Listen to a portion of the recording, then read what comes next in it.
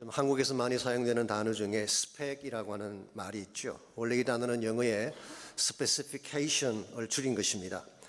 건축에서는 도면에 명시되지 아니한 사항들을 기재한 시방서를 의미하기도 하고, 전자제품 같은 경우는 제품의 설명서나 사양을 의미하는 단어입니다. 근데 한국에서는 좀 다르게 사용이 되고 있습니다. 취업에 필요한 자격 요건을 뜻하는 말로 이 단어가 사용되고 있습니다.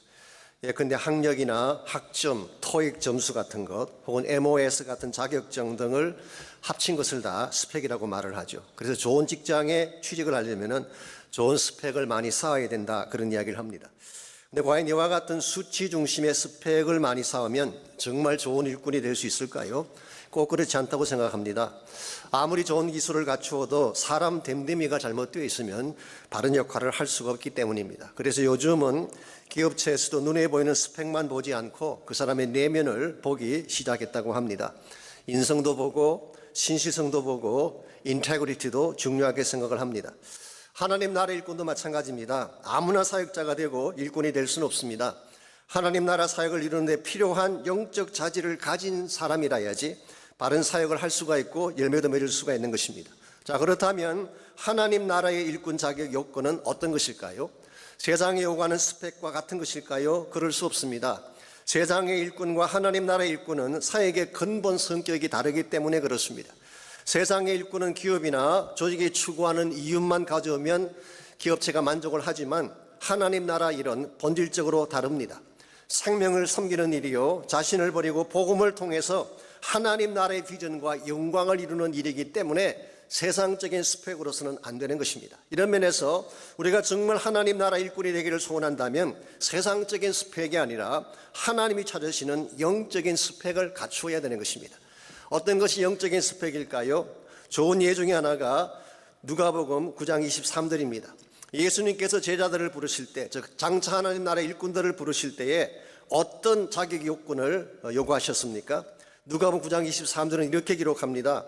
아무든지 나를 따라오거든 자기를 부인하고 날마다 제 십자가를 지고 나를 따를 것이라고 했어요.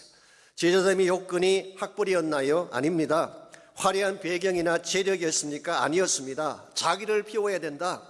자신의 십자가를 져야 된다. 비록 험하고 좁은 길일지라도 주님 가신 길을 따라오는 자라야 된다. 이것을 제자됨의 자격 요건으로 말씀하셨어요. 세상적 관점에서 본다면 이해할 수 없는 요건이죠. 그러나 하나님은 이러한 요건들을 요구하고 계세요. 그러므로 오늘 여러분과 제가 정말 하나님 나라 일꾼으로 부름받고 쓰임받기를 소원한다면 세상적인 스펙이 아니라 하나님이 요구하시는 영적 스펙을 갖추어야 되는 것입니다.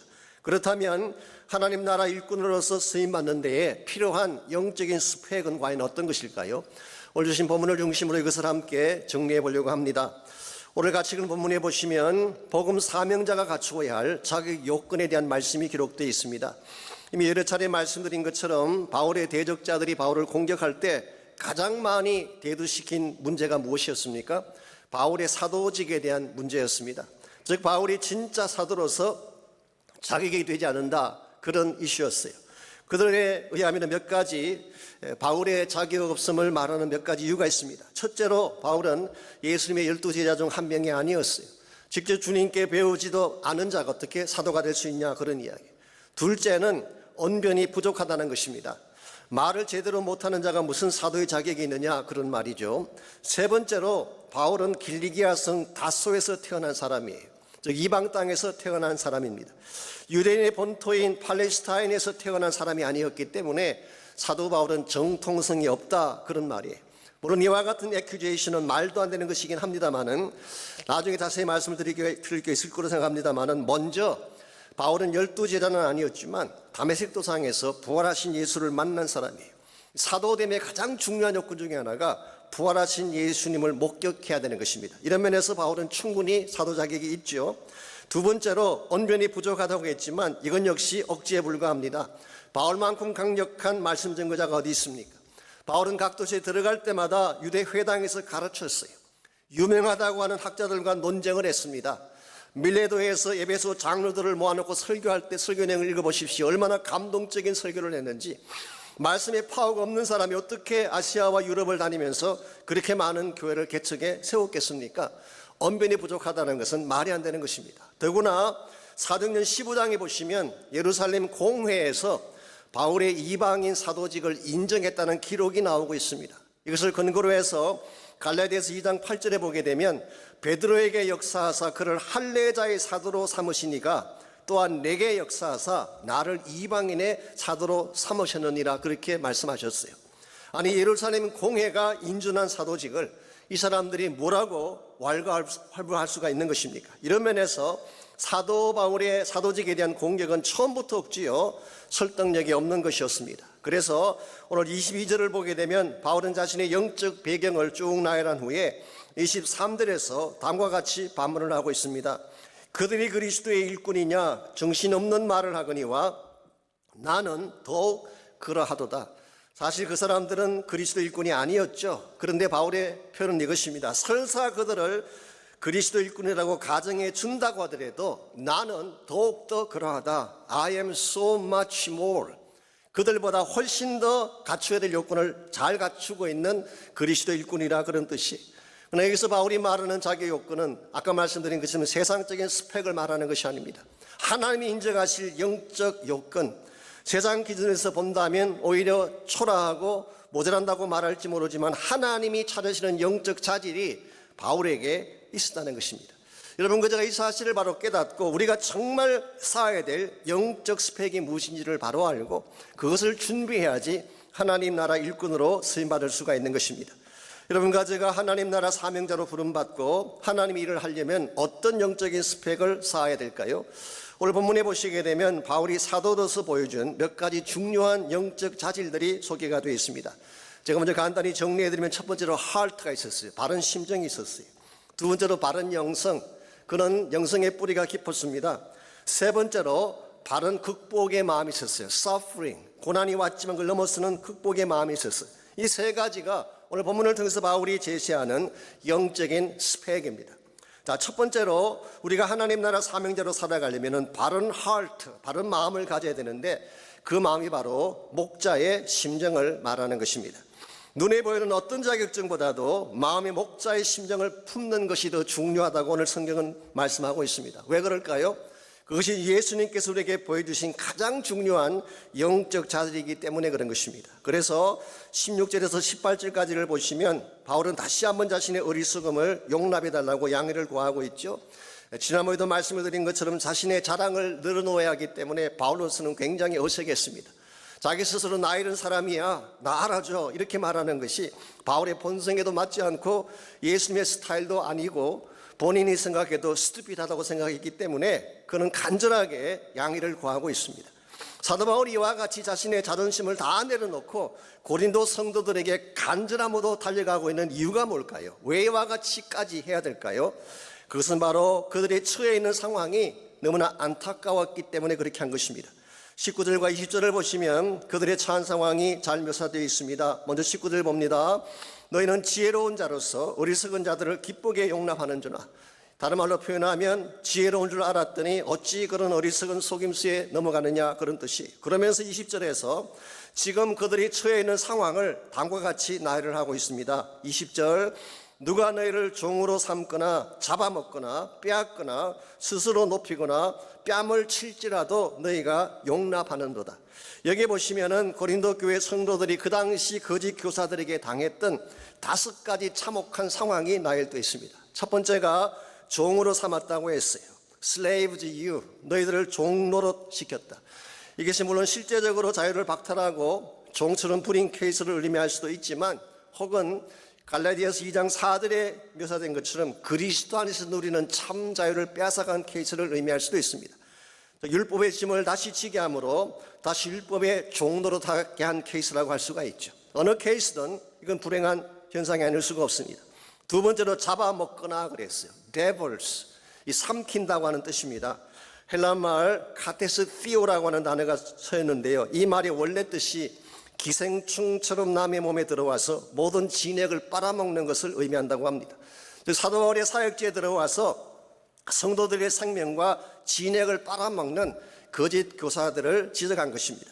세 번째로 빼앗거니와 exploit, 이것은 착취하고 이용한다는 뜻입니다. 네 번째로 스스로 높이거나 그랬는데요. New Living Translation이 이렇게 번역을 했습니다. Takes control of everything. 모든 걸 다 컨트롤하는, 쉽게 말하면 성도들 위해 군림한다 그런 뜻이에요. 어떠한 사역자나 어떠한 사도라도 왕처럼 군림하는 것은 하나님이 기뻐하지 않으세요. 그런데 그들은 왕처럼 군림을 했습니다.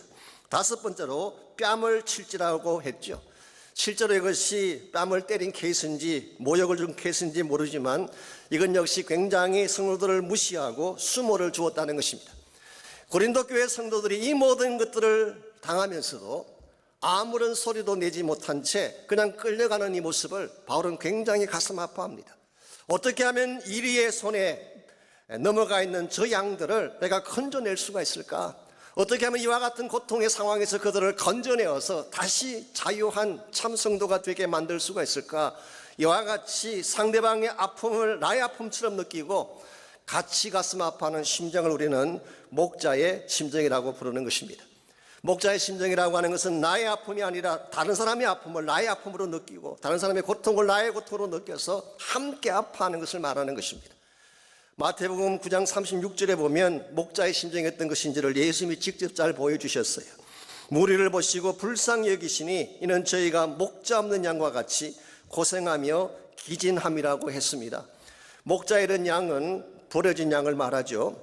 이 버려진 양은요, 기진해서 죽어가도 물 한 모금 갖다 줄 자가 없어요. 그야말로 완전히 방치되어져서 버림받은 영혼을 목자 없는 양이라고 표현한 것입니다. 예수님께서는 이스라엘 백성들 가운데 이와 같이 목자가 없이 말씀도 먹지 못하고 생수도 마시지 못하고 기진맥진에 죽어가는 그 양들을 바라보며 불쌍히 여겼다.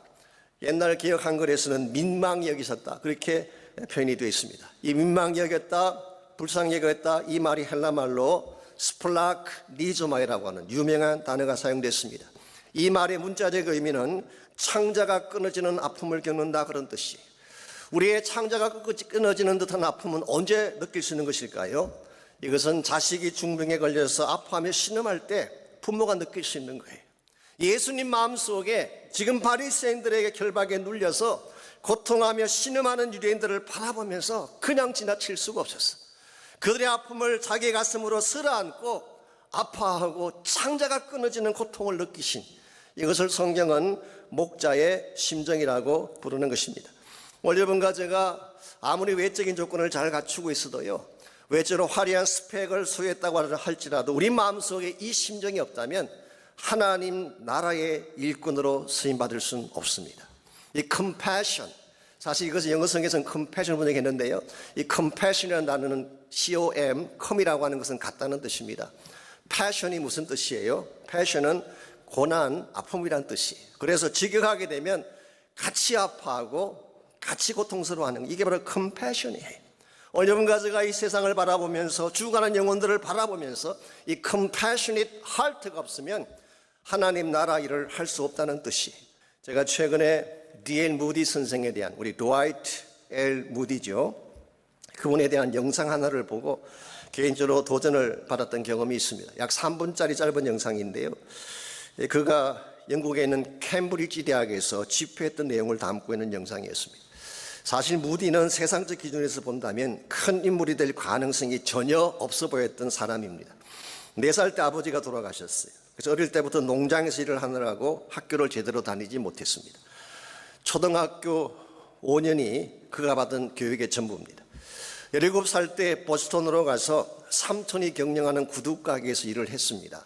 그때에 이 에드워드 킴볼이라고 하는 주일학교 교사를 만나면서 주일학교를 다니게 되고 성경을 배우게 되면서 주님의 사랑에 사로잡히게 되죠.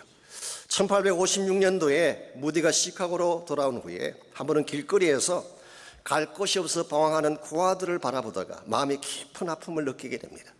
그 이유는 자신도 유사한 삶을 살아왔기 때문이기도 하지만 주님의 심장을 느끼게 된 것입니다. 그래서 그들을 돕기 위해서 시작한 것이 미션 선데이 스쿨이라고 하는 것입니다. 시카고 거리에 있는 수많은 아이들, 가난한 아이들, 배우지 못하고 학대당한 아이들을 섬기기 위해서 본인은 YMCA에서 제니트로 일을 하면서 그들에게 말씀을 가르쳤어요. 이 선데이 스쿨이 나중에 무디 철치가 되죠. 사실은 이것이 그가 복음 사역자로 접어들게 된 계기가 되었다고 합니다. 그래서 무디는 신학교 졸업장이 없습니다. 그분의 영어는 엉망이에요. 문법도 틀리고 철자도 틀리고 웅변적인 설교자하고는 거리가 멀었어요. 그의 매너는 세련되지 못했습니다. 무디는 한 번도 목사 안수를 받은 적이 없어요. He never become ordained minister. 한 번도 목사 안수를 받은 적이 없어요.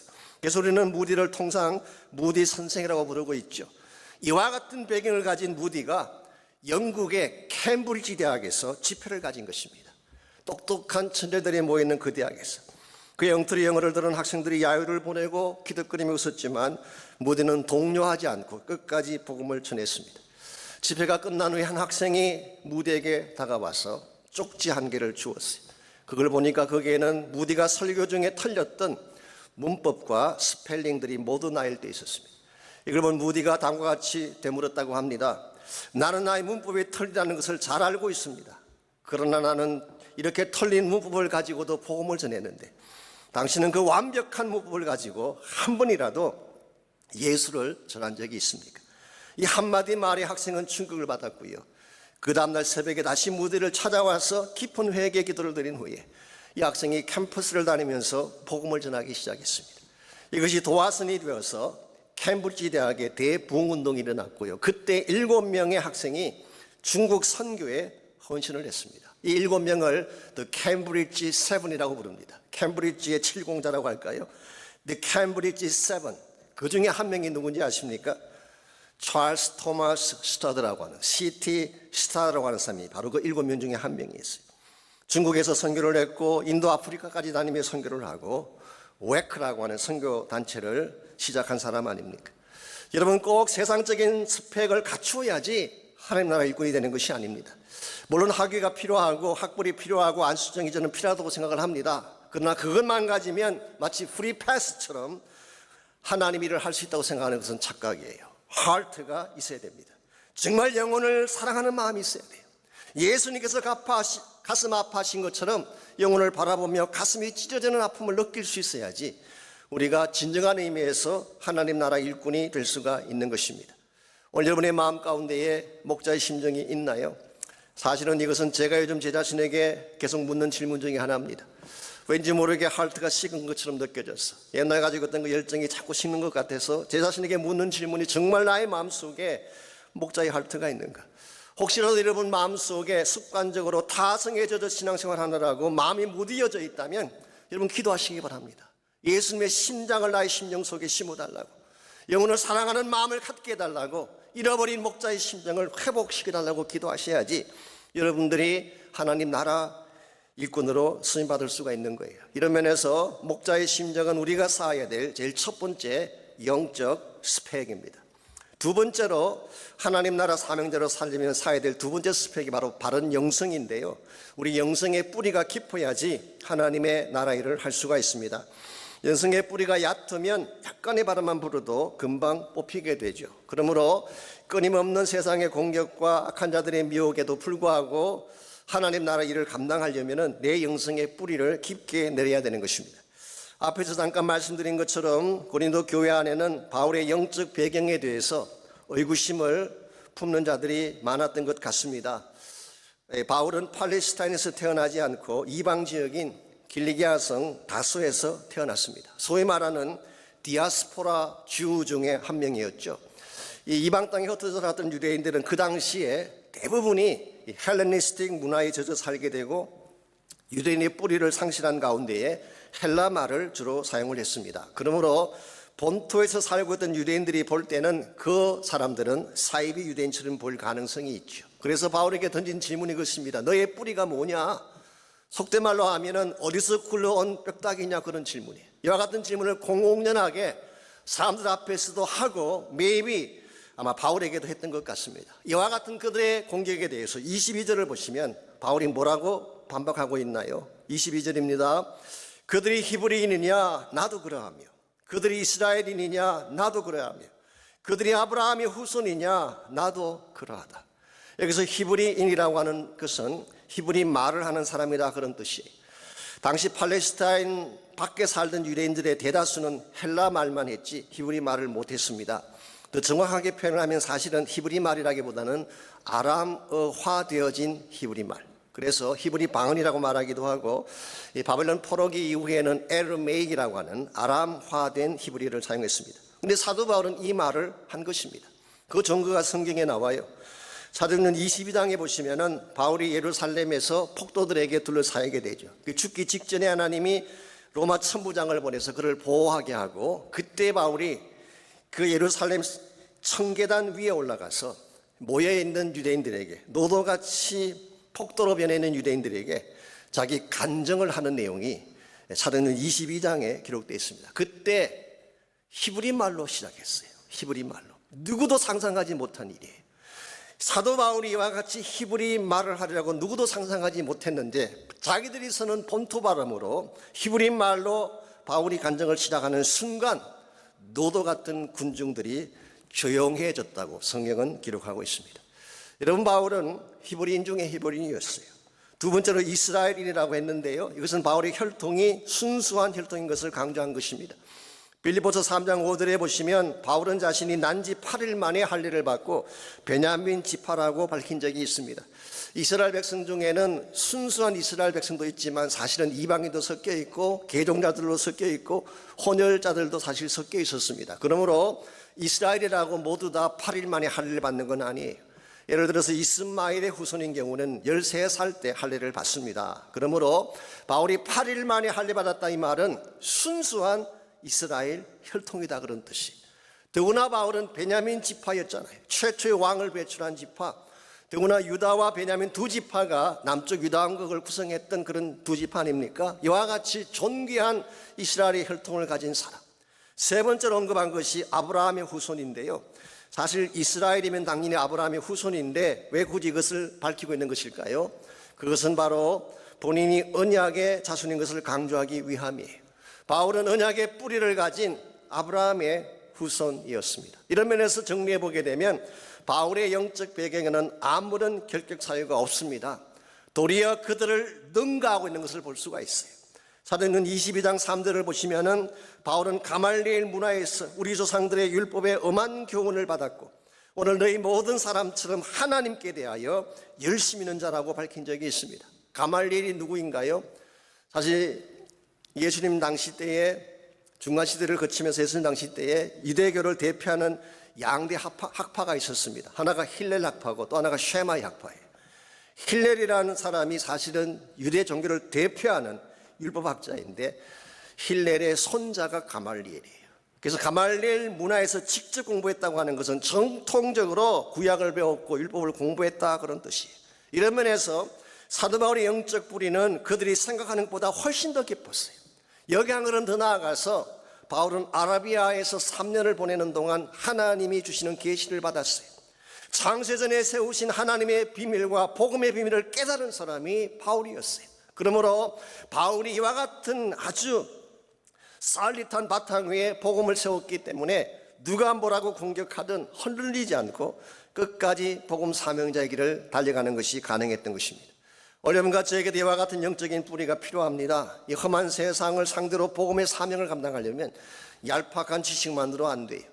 감정과 느낌만 자극하는 감성적인 타치만으로는 안 됩니다. 깊은 말씀의 묵상이 있어야 돼요. 성령이 나에게 부어주시는 영적 통찰력을 가져야 돼요. 하나님을 만나되 깊이 만나는 지성소 기도가 있어야 되는 것입니다. 그래야지 요동치는 세상 가운데서 세속한 물결에 떠내려가지 않고 여러분 자신을 지키며 복음 사명을 감당할 수 있는 것입니다. 그럼에도 불구하고 요즘 얄팍한 영성에 머물 때가 사실 많지 않습니까? 말씀도 대충 적당히 하고 예배도 대충 적당히 드리고 기도를 하긴 하는데 깊이 들어가질 않아요. 대충 하고 끝나는 것입니다. 그런데 이게 사실은 굉장히 위험한 현상입니다. 리차드 포스트라고 하는 분이 이런 말을 한 적이 있습니다. 피상성이라고 하는 것, superficiality, 피상성이라고 하는 것이 이 시대의 영성의 가장 무서운 적이다 그런 말을 한 적이 있었어요. 저는 대단히 중요한 지적이라고 생각합니다. 모든 것을 피상적으로 수박 그달기식으로 하게 되면 본인은 영성이 괜찮은 줄 아는데 실제로는 껍데기인 경우가 참 많다는 거예요. 미국의 어떤 목사님 한 분이 설교 중에 자신은 설교 준비를 쉽게 한다고 자랑을 했어요. 얼마나 쉽게 하느냐고 하면 주일날 사택에서 교회로 오는 길에 설교 준비를 다 마친다는 것입니다. 몇 주에 교회 사무총회가 모였는데요, 이런 결정을 했다고 합니다. 목사님 사택을 교회에서 최소한 3시간 떨어진 외곽으로 옮겨드리기로 결정했다는, 본인만 몰랐지 사실 얼마나 본인의 말씀이 푸어했는지, 얄팍하고 피상적으로 준비한 말씀이 어떻게 영혼을 변화시킬 수가 있겠어. 이와 같은 것은 목회자들에게만 해당되는 것은 아닙니다. 우리 모두도 다 마찬가지예요. 대충 기도하고 대충 말씀 보고 대충 예배드리는 이와 같은 것이 우리 영성을 갈아먹고 우리를 타성에 젖게 만드는 것입니다. 그러므로 여러분 가정가 정말 이 마지막 시대에 참 예수 믿는 사람답게 살기를 원한다면 말씀의 깊은 생수를 마셔야 돼요. 보좌 앞에 나가서 기도해야 됩니다. 하늘이 열릴 때까지, 기름 부음이 임할 때까지, 마침내 하나님의 임재가 나의 가슴을 뜨겁게 만들 때까지 하나님께 매어달리는 시간이 있어야지 우리가 악한 세대 가운데 강한 자가 될 수가 있고 악한 자의 미혹을 이길 수가 있는 것입니다. 이와 같이 이 마지막 시대에 여러분 가정가 하나님 나라의 일꾼으로 살아가기를 정말 원한다면 1차적으로 필요한 것이 바른 heart, 목자의 마음을 가져야 되는 것입니다. 두 번째로 영적 뿌리를 깊게 내려야 됩니다. 말씀의 스펙, 기도의 스펙이 좋아야지 바른 사역자로 살 수가 있는 것입니다. 마지막 세 번째로 하나님 나라 사명자로 살아가려면 역경의 지수가 높아야 됩니다. 이것은 고난을 극복하는 힘이 있어야 된다, 그런 뜻입니다. 여러분, 복음 사명자의 길은 결코 쉬운 길이 아닙니다. 사뿐히 저려받고 가시옵소서, 이 진달래 꽃길을 걷는 것이 복음 사명자의 길이 아니에요. 고통에 따르고 희생에 따르는 고난의 길입니다. 이 사실을 우리가 먼저 알고 바르게 준비를 해야지 바른 사역자로 살 수가 있는 것이지, 그렇지 아니하면 도중에 탈락할 가능성이 많습니다. 오늘 본문 23절부터 27절까지를 보시면 바울이 당했던 역경의 과정들이 자세하게 나열이 되어 있습니다. 먼저 23절 봅니다. 그들이 그리스도의 일꾼이냐 정신없는 말을 하거니와 나는 더욱 그러하도다. 내가 수고를 넘치도록 하고 옥에 갇히기도 더 많이 하고 매도 수없이 맞고 여러 번 죽을 뻔하였다고 했어요. 바울은 옥에 투옥된 게 한두 번이 아닙니다. 최소한 7차례 투옥됐다고 합니다. 매를 맞았습니다. 죽을 고비를 넘기기를 수없이 했다. I faced it again and again. 또 겪고 또 겪는 이와 같은 고통을 겪었어요. 24절을 보게 되면 유대인들에게 40에 하나 감한 매를 5번 맞았다고 했어요. 이것은 유대인들의 형벌을 말합니다. 바울은 유대인이지만 유대인 동족에게 붙잡혀서 죽기 직전까지 두들겨 맞았다는 뜻이, 이것을 5차례나 3번 태장으로 맞았다고 했습니다. 태장은 로마인들의 형벌을 말합니다. 이 막대 끝에 납을 달아서 때리는 매이기 때문에 살점이 떨어져 나갑니다. 이 매를 맞다가 죽는 일이 비일비재하다고 합니다. 이와 같은 태장을 3번 맞았대요. 한 번 돌로 맞고 3번 파손당하고 일주야를 깊은 바다에서 지냈으며 여러 번 여행하면서 강의 위험과 강도의 위험과 동족의 위험과 이방인의 위험과 신의 위험과 광야의 위험과 바다의 위험과 거짓 형제중의 위험을 당하고 수고하며 애쓰고 여러 번 자지 못하고 줄이며 목마르고 여러 번 굶고 춥고 헐벗었노라. 여러분, 이것이 바울이 걸어갔던 사명자의 길이에요. 요즘 젊은 사람들이 생각하는 것처럼 주님을 따르는 길이 낭만적이거나 고상한 길이 아닙니다. 대단히 어렵고 힘든 길이에요. 이와 같은 고난의 과정에도 불구하고 바울은 쾌하지 않았어요. 끝까지 주님을 따라갔어요. 자기 앉은 자리에 안주하지도 않았어요. 모든 역경을 넘어서서 이 복음이라고 하는 하나님 나라라고 하는 정상을 향해 끊임없이 나아간 것이 바울의 삶이었습니다. 이와 같이 우리에게 주어진 고난과 역경을 넘어서는 힘을 우리는 흔히 역경지수라고 부릅니다. 이걸 수치화한 것이죠. 역경지수라고 하는 이 말은 AQ라고 하는데요. Adversity Quotient. 이것은 1997년도에 폴 스톨츠라고 하는 미국의 유명한 커뮤니케이션 이론가가 있습니다. 이 사람이 책을 쓰면서 책 제목으로 소개하면서 알려지기 시작했습니다.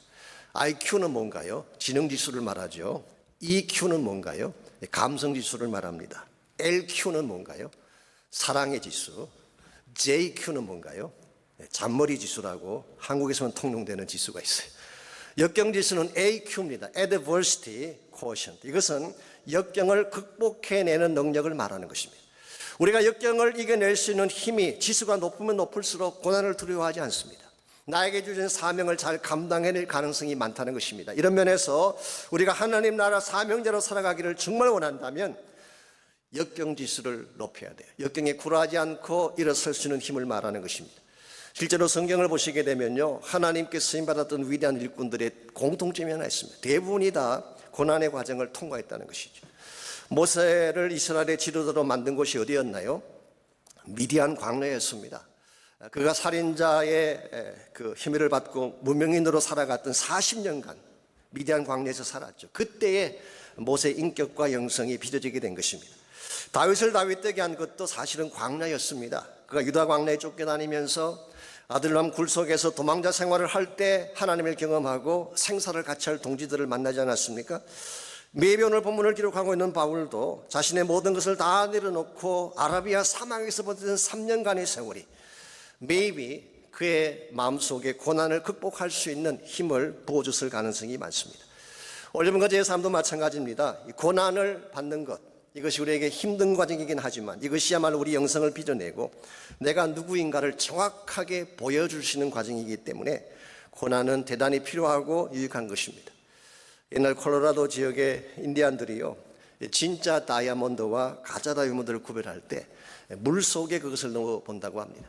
가짜인 경우에는 햇볕 속에서는 광채가 나는데 물속에 집어넣으면 빛이 퇴색되어져서 탁한 빛깔을 나타냅니다. 그런데 진짜 다이아는 공기 중에 있을 때나 물속에 있을 때나 그 빛깔에 변화가 없다고 해요. 오히려 물속에 들어가면 더 찬란한 빛을 드러낸다고 합니다. 이와 같은 것을 잘 아는 인디안들이 후손들에게 항상 이런 교훈을 남겼다고 합니다. 좋은 사람과 나쁜 사람을 어떻게 구별할 수 있는가? 물속에 던져보면 알 수가 있다. 즉, 고난의 물속에 던져보면 그 사람의 진짜 모습이 나온다는 것입니다. 여러분과 저는 고난 속에 처했을 때 어떤 모습을 보일까요? 고난이 찾아오게 되면 그 찬란한 빛을 발하는 모습인지, 아니면 고난 앞에 맥없이 쓰러지고 빛을 잃고 무너지는 삶을 살고 있는지. 고난이라고 하는 것은 극복하라고 주신 것이지 넘지 못할 고난은 주지 않았어요. 오늘 여러분과 제가 코로나 팬데믹으로 굉장히 어려운 시기를 보내고 있습니다. 언제 끝날지도 모르는 이와 같은 어려움 앞에서 많은 분들이 마음 아파하고 힘들어하는 건 사실이죠. 그러나 어떠한 고난도 반드시 끝이 있습니다. 그리고 그 끝난 후에는 하나님이 준비하신 참된 축복이 기다리고 있기 때문에 오늘 여러분이 어떠한 고난 앞에 직면할지라도 쾌타지 마십시오. 절대로 주저앉지 마시고 더 강렬한 믿음으로 하나님 앞에 나아가시기를 바랍니다. 하나님께 나아가서 기도하게 되면 하나님이 우리의 기도를 들으시고 우리의 마음을 받아주시고 마침내 우리가 소원하는 회복도 주시고 응답도 반드시 주시는 것입니다. 하나님 고난 가운데 유리방황하는 여러분과 저를 절대 방치하지 않으세요. 그분은 우리를 사랑하시는 아버지가 되시고 목자가 되시기 때문에 우리가 고난당할 때에 반드시 다가오시고 건지시고 채우셔서 더 큰 사명을 감당하도록 힘을 주시는 것입니다. 그러므로 고난 앞에 당황해하지 말고 하나님의 사람답게 믿음으로 살아가시기를 주의 이름으로 축원합니다. 그래야지 우리가 세상 앞에 전할 메시지가 있는 것입니다. 오늘 이 시대에 갖추었다는 사람들이 얼마나 많습니까? 좋은 스펙을 갖추고 좋은 환경에 살고 있는 사람들은 참 많이 계세요. 그러나 예수님이 찾으시는 정말 고난마저도 이겨낼 수 있는 마음의 주님의 심장을 가지고 참된 영성의 뿌리를 내리고 있는 하나님 나라 일꾼은 찾기가 쉽지 않습니다. 오늘 여러분과 제 마음속에 진짜 하나님의 하트가 있는지 확인해 보시기를 바랍니다. 내 심령 가운데 세상에 아무리 바람이 불어도 흔들리지 아니할 견고한 영성의 뿌리가 있는지를 확인하시기를 바랍니다. 무엇보다도 고난 앞에도 하나님 바라볼 수 있는 믿음을 확인하셔서 이 고난의 역경을 넘어서서 하나님의 영광된 뜻을 향해 달려가셔야지 하나님 앞에 바르게 수임받을 수가 있고 하나님 나라 일꾼으로 살아갈 수가 있습니다. 이런 면에서 오늘 여러분과 제가 정말 이 하나님 말씀 앞에 과연 나는 어떠한 사역자인가를 점검하면서 기도하는 시간이 있기를 바랍니다. 정말 예수님이 찾으시는 영적 스펙을 갖추고 있는 사역자인지 아니면 세상의 허영심에 들떠서 세상적인 것을 통해서 일을 하려고 하는 사람들인지 우린 다시 한번 점검하고 확인할 필요가 있습니다. 내 마음속에 주님의 사랑의 회복이 필요합니다. 언제부턴가 우리 마음이 식어졌죠. 나의 가슴이 말라버렸습니다. 마른 나의 심령 가운데 하나님의 사랑이 부음받고 말라버린 나의 눈에 주의 눈물이 다시 회복이 되어질 때 우리가 하나님 사람답게 살아갈 수가 있습니다. 세상의 유혹 가운데서도 흔들리지 않는 순결한 신부가 되어서 십자가의 길, 주님의 길을 향해 걸어가야지 한 번을 살아도 바르게 살 수가 있고 주의 영광 위에 쓰임 받을 수가 있습니다.